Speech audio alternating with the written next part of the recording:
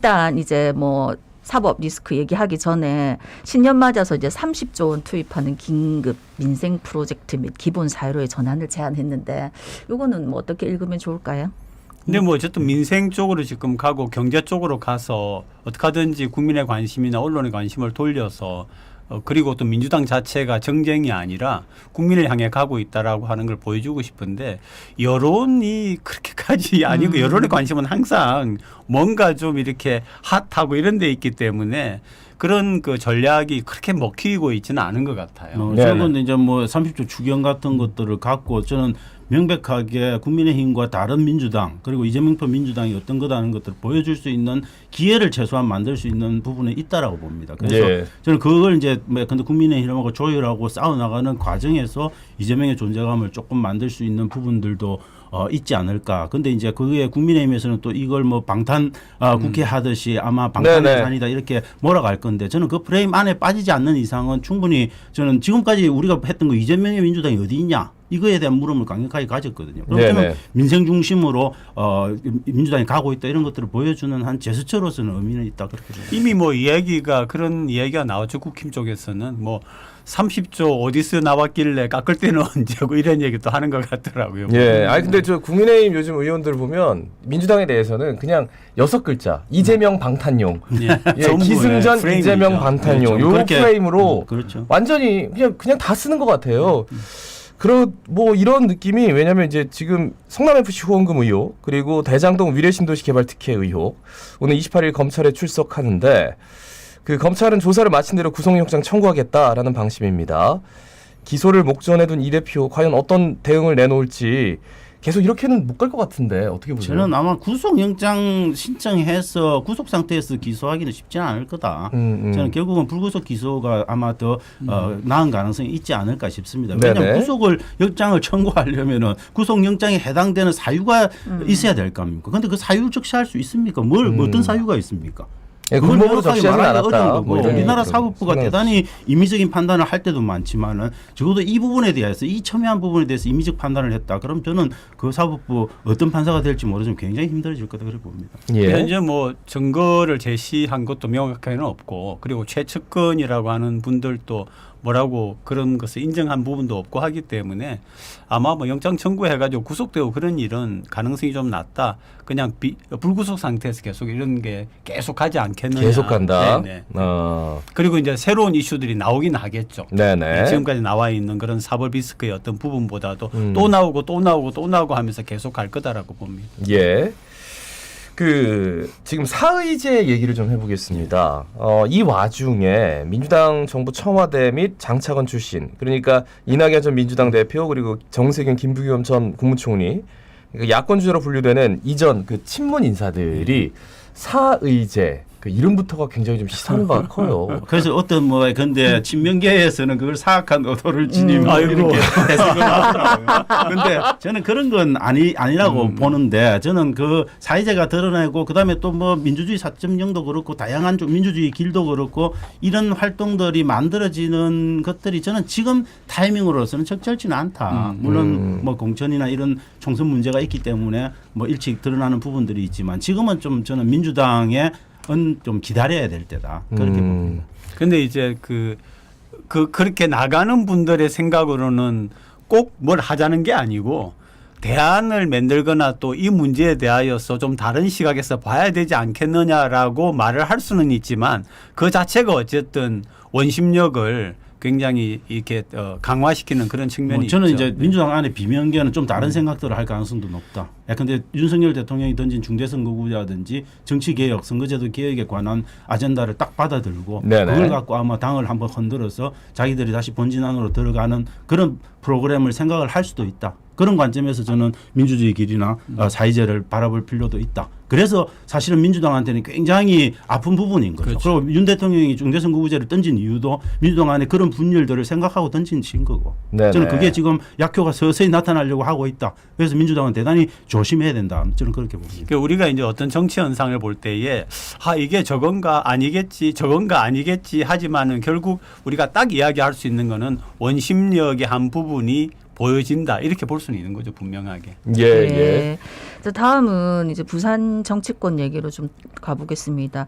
지금 TK 정치권이 TK 신공항 특별법 추진하고 있는데 이제 홍준표 시장은 처음에 얘기할 때 뭐 PK에서는 한 명 빼고 다 찬성이다 이렇게 얘기를 했는데 또 실제로 조사를 그 이후에 해보니까 아니다 11명이 문제가 있다 우리 부산 국회의원들이 얘기를 했다 하기도 하는데 지금 이 또 흘러가는 방향이 지금 TK 신공항하고 가덕 신공항하고 무슨 경쟁하는 것처럼 이렇게 되는 것 같아서 걱정인데 그렇죠. 어떻습니까? 왜냐하면 TK 신공항을 중추공항으로 만들겠다 하면 이건 경쟁 구도로 가자는 거고 나중에 가덕도 신공항이 공법의 문제나 공기 문제 때문에 문제가 있으면 접고 그냥 이쪽으로 가자 이런 소리도 나올 수도 있는 거죠. 물론 특별법이 만들어져 있긴 하지만 저는 그래서 굉장히 PK 쪽에서 동남권 쪽에서는 조심해야 될 부분이다. 그런 관점에서 저는 18명 의원들 중에 거의 9명이 사실 중립적인 입장이거나 답변 거부하거나 이렇게 태도를 보이고 있는 것. 그거는 국민의힘 의원의 저는 절반이 넘는 숫자입니다. 굉장히 심각한 이야기다. 그래서 저는 시민적 압력을 통해서 그런 분들이 빨리 반대나 아니면 회부 저지로 돌아설 수 있게 저는 시민운동을 해야 될 때다.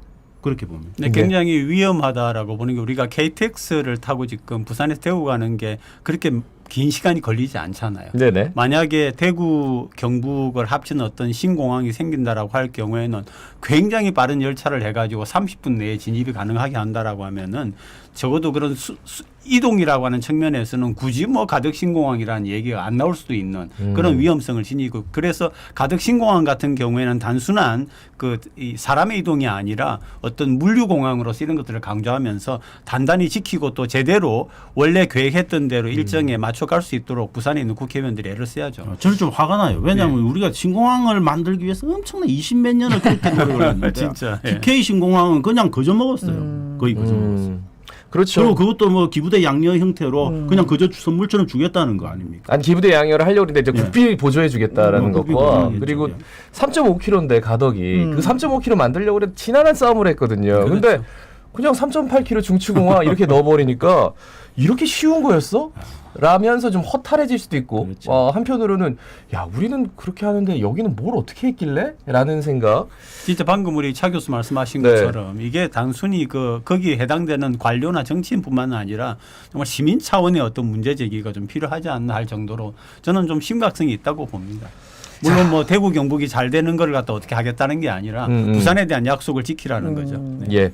내년 4월 총선 앞두고 부산의 뭐 대표적인 윤핵관 윤핵관 아니다 뭐 이런 얘기도 있지만 윤핵관으로 꼽히는 장제원 의원 그리고 이진복 대통령실 정무수석 요즘 약간 엇갈린 행보가 주목을 받고 있습니다. 장제원 의원은 이제 김장연대에 힘을 실어주는 방향으로 이진복 대통령 정무수석 굉장히 조용하게 움직이면서 이제 동래구가 갑과 을 분구가 되느냐 마느냐에 따라서 계속 항상 나오는 이름이에요.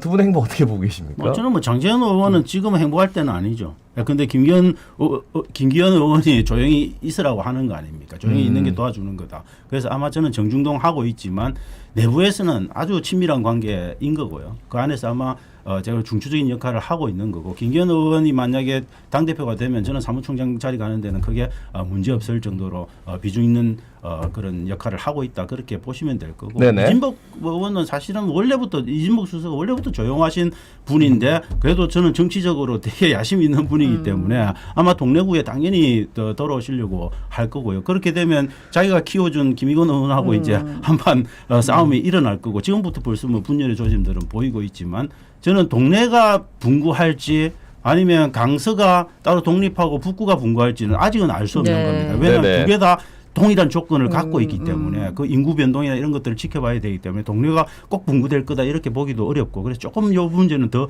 지켜봐야 되지 않을까 싶습니다. 정무수석이라고 하는 자리는 뭐 어떤 연유를 통해서 들어갔건 상관이 없이 굉장히 대통령하고 친밀할 수밖에 없는 자리입니다. 왜 그러냐면 대통령실에서 국회를 책임지고 있는 그런 자리이기 그렇죠. 때문에 그만큼 거기 있는 1년이 안 됐지만 거기 있는 동안에 어떤 그런 관계가 쌓였냐 하는 것도 우리가 볼 수가 있고요. 그다음에 부산에 있는 현역 국회의원들 가운데 상당수의 교체가 지금 계속 소문이 나오는데 아마 그런 점에서 볼 적에는 이진복 전 의원이 동해로 갈 가능성이 굉장히 높다 이렇게 볼 수 있죠.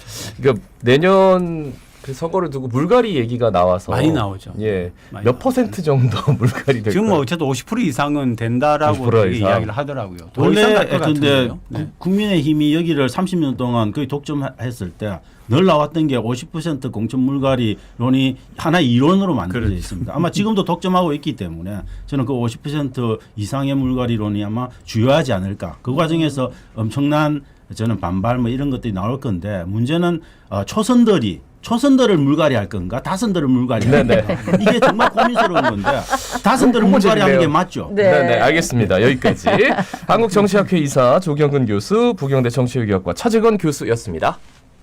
동네 아시아드